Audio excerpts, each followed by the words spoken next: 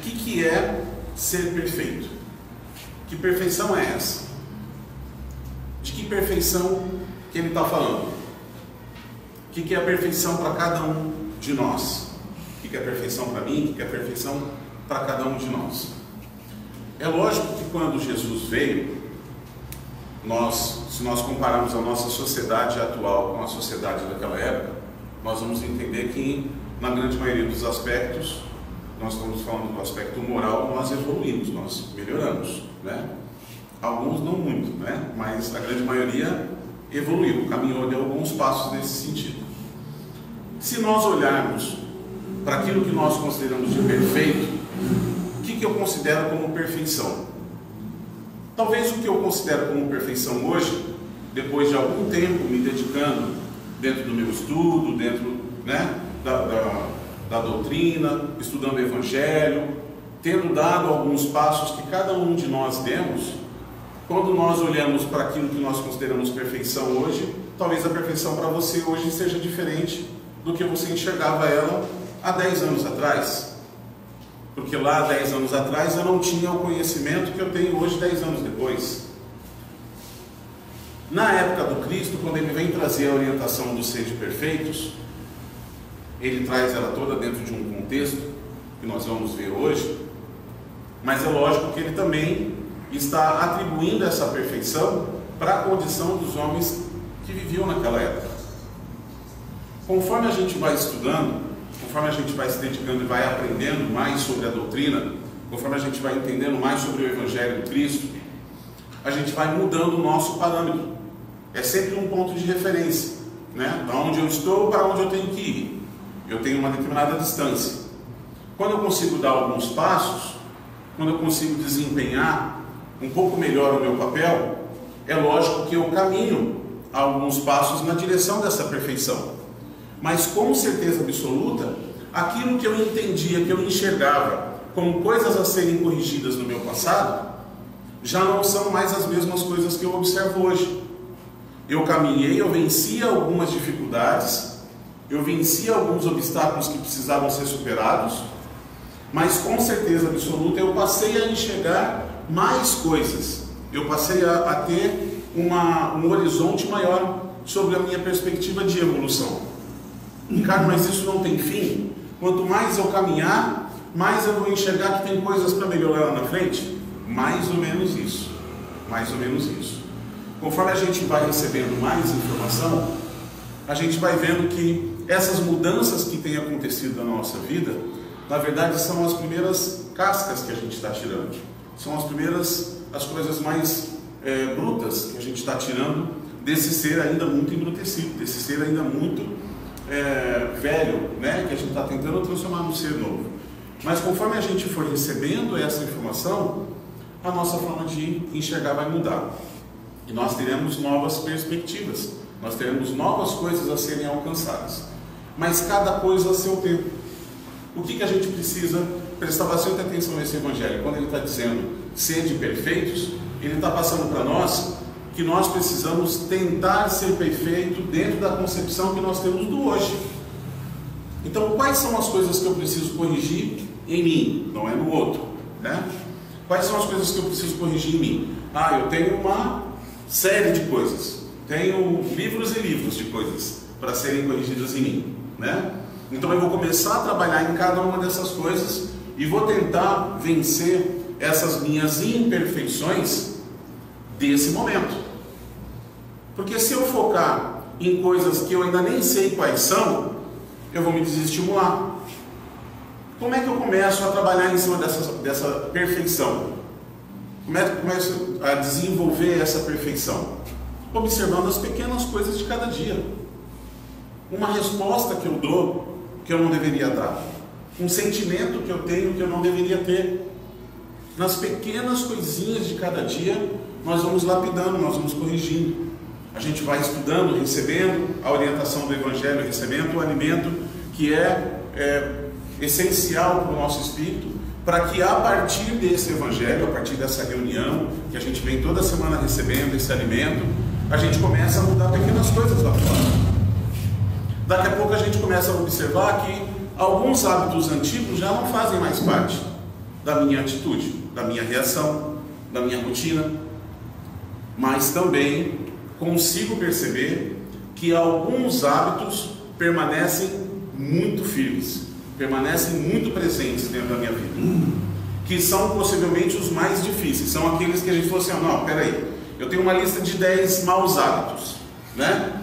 Então eu vou eleger aqui quais que eu vou fazer primeiro. Nós não vamos escolher o mais difícil primeiro, ninguém escolhe o mais difícil primeiro. Vou escolher esse que é mais fácil aqui primeiro, beleza, esse eu fiz. O segundo, fiz. O terceiro, fiz. A partir do quinto a coisa começa a complicar. A gente começa a olhar e falar assim, não, esse aqui já está difícil, eu acho que eu vou jogar ele para depois. Quer dizer, eu já não sei mais o que eu faço. E conforme a gente vai olhando as nossas más atitudes, as nossas más inclinações, a gente vai percebendo que tem algumas coisas que permanecem com a gente. Que por mais que a gente estude, que por mais que a gente se dedique, que por mais que a gente venha aqui e se reúna, né, em torno do Evangelho e tudo mais, lá fora na vida real, aquela atitude ainda continua muito presente, muito difícil de ser transformada, muito difícil de ser mudada. E o que eu faço? Eu deixo ela para depois? Não, eu achei uma outra aqui que eu preciso resolver ela, vou lá, pego uma nova, trago e deixo aquela no cantinho. Eu preciso superar isso, eu preciso efetivamente trabalhar nessa perfeição. Preciso trabalhar em cima desses itens que precisam ser corrigidos na minha vida. E, gente, é muito difícil, mas não é impossível. O que a gente precisa? A gente tem a formulazinha mágica do que a gente precisa. O que a gente precisa? A gente precisa, primeiro, de boa orientação. A boa orientação nós temos. Nós sabemos aonde ela está. E a gente recebe ela todas as semanas. Temos condições de estudar um pouquinho mais do que uma vez por semana no centro, fazer um evangelho no lar, para tentar receber um pouco mais dessa alimentação. Talvez fazer 2 vezes o evangelho no lar, né? Se está muito difícil, faz todo dia. Se a missão é quase impossível, faz uma vez por dia. Mas a gente sabe onde é que está a boa orientação. A gente às vezes não dá muita atenção para ela. A segunda coisa que nós precisamos é do bom ânimo. Precisamos da vontade de querer fazer essa transformação, de entender que aquilo é uma imperfeição minha, de não ter a síndrome de Gabriela. Eu nasci assim, eu vivi assim e vou morrer assim, né? Não ter a síndrome de Gabriela, não, eu entendo que isso é uma coisa que precisa ser mudada. Quando eu estou conversando com as pessoas, principalmente dentro do meu lar, eu entendo que essa é uma característica minha, que incomoda as pessoas que convivem comigo, e eu já não tenho mais como ignorar aquilo, porque aquilo passa a me incomodar, porque está incomodando os outros. Então eu preciso efetivamente trabalhar, o bom ânimo para trabalhar nessa informação. Com essas duas coisas, gente, pode demorar um pouquinho mais, pode demorar um pouquinho menos. Quem está com pressa? Isso aqui não é uma corrida, que eu tenho que chegar antes de um, que eu tenho que chegar antes do outro, que você tem que chegar antes de mim. Não é uma corrida. Esse buscar a perfeição, eu não tenho que chegar antes do que as outras pessoas dão. Eu tenho que tentar me superar. Eu tenho que tentar vencer as minhas dificuldades. Sou eu contra eu mesmo. Não tem concorrência, né? Quem que vai sair na frente? Não tem concorrência. O que a gente precisa é estar prestando bastante atenção nisso, para que essas coisas que as pessoas têm falado sobre mim, aquela característica específica que a minha esposa fala sobre mim, ou que meu marido fala sobre mim, que meu pai fala sobre mim, que minha mãe fala sobre mim, são pessoas que me amam, são pessoas com quem eu convivo, que observam essas coisas em mim. E estão falando por quê? Porque é crítico, porque quer ver, sempre me põe defeito, sempre fala as coisas de ruim de mim. A gente sempre parte para essa reação, né? Mas será que é isso? Será que alguém que ama a gente, que está percebendo uma dificuldade nossa, vamos chamar de dificuldade para não chamar de defeito, né? Será que alguém que está observando isso da gente, que está falando isso para a gente, está falando para quê? Porque são coisas que precisam ser melhoradas, que precisam ser corrigidas.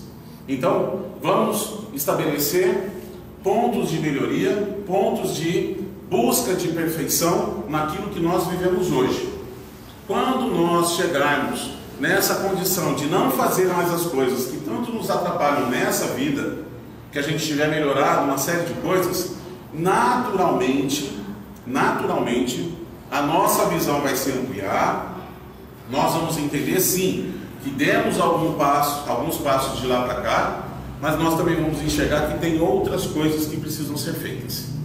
E aí nós vamos trabalhar no momento oportuno nessas outras coisas que precisam ser feitas, que não são a nossa preocupação nesse exato momento. Ok? Então assim, ó,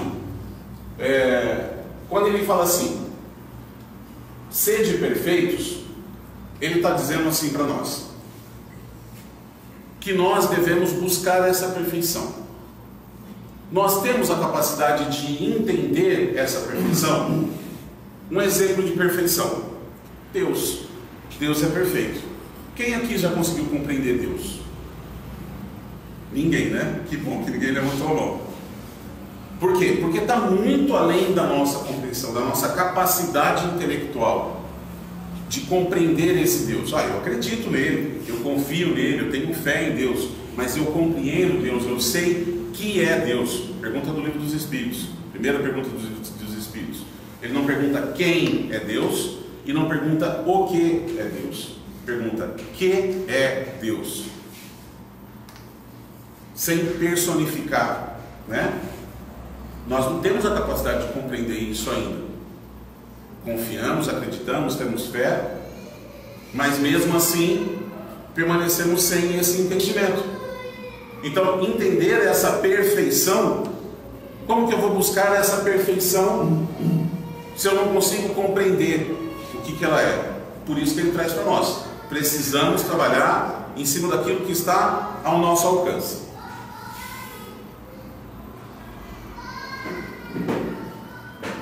Um outro ponto que o Evangelho traz para nós, ele diz assim, que essa busca, como eu disse, que a gente evolui, a gente dá alguns passos, e aí na frente a gente vai enxergar novas coisas a serem desenvolvidas. E aí a gente vai chegar lá e a gente vai enxergar outras coisas a serem desenvolvidas. Nós não temos como chegar à perfeição plena. Nós não temos como trabalhar no nosso espírito para chegar nessa perfeição que nós nem compreendemos o que seria efetivamente, mas nós não temos como chegar nessa perfeição plena. Por quê? Porque chegando a essa perfeição plena, nós nos igualaríamos a Deus. E perfeito é só Deus. Então, não precisa desanimar. Mas, Ricardo, mas eu vou entrar numa dízima periódica, eu vou ficar sempre no 0,999999 e nunca vou me transformar no 1. Não se preocupe, o dia que a gente for 0,9999 já está excelente. O problema é que a gente está muito aquém disso. E a gente tem que tentar buscar essa forma de perfeição dentro dessa compreensão que a gente tem. Nós nunca conseguiremos ser efetivamente perfeitos, porque a perfeição na plenitude somente Deus a tem. Então nós nunca seremos deuses, né? Essa é a compreensão, esse é o entendimento que nós temos sobre esse ponto. Mas quando Jesus fala assim, sede perfeitos como o vosso Pai Celestial que está no céu, o que ele está querendo fazer? Ele está querendo nos estimular. Ele diz assim, sede logo perfeitos como o vosso Pai Celestial. Se apressar, apertar o passo, porque tem muita coisa para ser feita. E essa quantidade de coisas que precisam ser realizadas não são só em benefício dos outros. O primeiro beneficiado sou eu, com a minha mudança, com a minha transformação. Então ele está nos estimulando a fazer, a promover essa transformação que tanto nós precisamos, o mais rápido possível, dentro dessa nossa capacidade. O que eu preciso melhorar? E aí eu vou trabalhar em cima disso tudo. Isso é difícil de ser trabalhado, porque ainda nós temos muito presente dentro de nós, quando ele fala ali da perfeição, a gente tem muito dentro de nós ainda a questão da personalidade. O eu está sempre muito presente em todas as coisas que eu faço.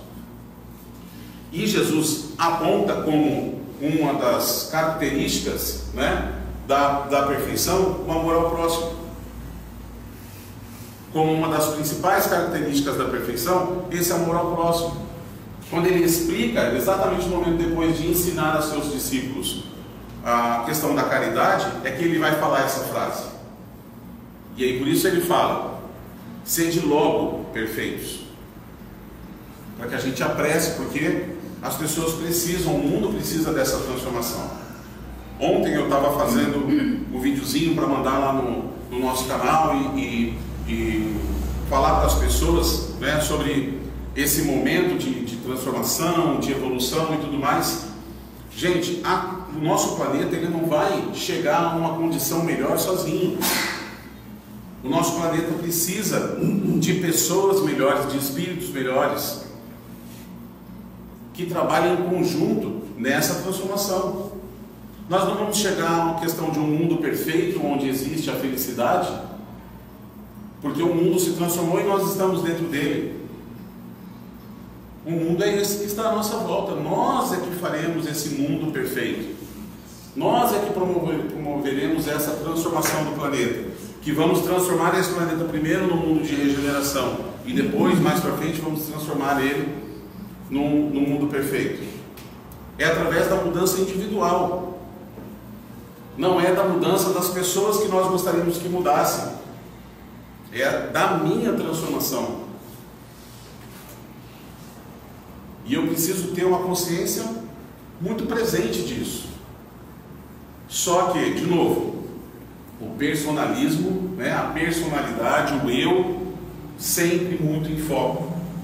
Eu sempre tenho os interesses do eu para defender em relação aos outros. E aí é muito difícil, porque quando eu me sinto acuado dentro das minhas dificuldades, das minhas limitações, dos meus defeitos, daquilo que está sendo apontado como uma coisa que precisa ser mudada, eu acho que eu estou sendo agredido. E logo eu saio dentro do meu orgulho, da minha vaidade, eu saio em minha defesa. Mas a minha defesa talvez fosse prestar atenção no que eu estou ouvindo e efetivamente trabalhar em cima dessa transformação, porque ela precisa acontecer. Só vai fazer bem para mim, aliás, vai fazer bem para mais gente, mas a primeira pessoa a receber o benefício dessa transformação sou eu. Se tem alguma falha, se tem algum defeito que está incomodando as pessoas que convivem comigo, eu preciso trabalhar de forma determinada em cima disso. E assim vou trabalhar a minha transformação. O Evangelho, nesse capítulo, ele traz um texto chamado O Homem de Bem. E nesse texto do Homem de Bem, ele vai enumerar uma série de características que representam um homem de bem. Quando a gente lê todas as características desse homem de bem, a gente dá uma suspirada, né? A gente dá uma respirada funda e fala assim: nossa, tá longe, né? Tá longe, eu acho que é bom eu apertar o passo. Não é, tá longe, já que tá longe eu vou me jogar aqui e vou ficar, né? Não, tá longe, preciso apertar o passo. Eu vou ler um pedacinho dela bem pequenininho, só o comecinho, o primeiro parágrafo, tá? O verdadeiro homem de bem é aquele que pratica a lei da justiça, do amor e da caridade na sua maior pureza.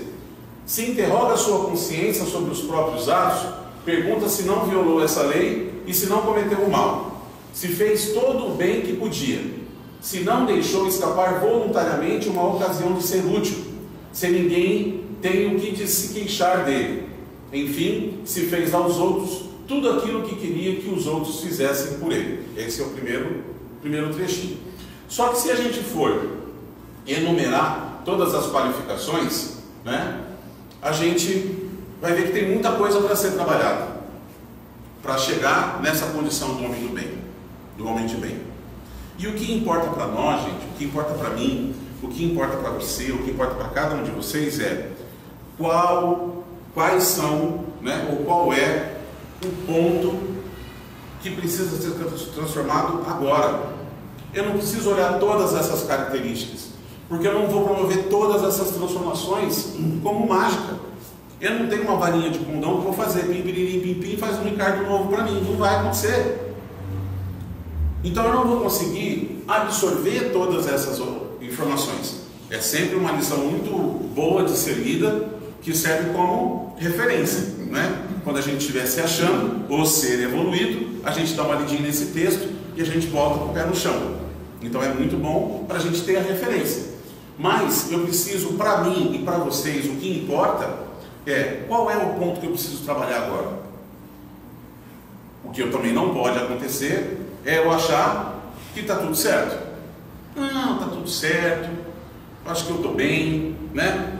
Acho que o meu comportamento melhorou bastante, as pessoas já não têm mais muito problema comigo, eu já não arrumo mais tanta confusão, já está tudo certo, já não brigo mais tanto em casa, né? Já me relaciono bem com as pessoas. Então eu acho que daqui para frente agora é só curtir o momento, não é isso? Não.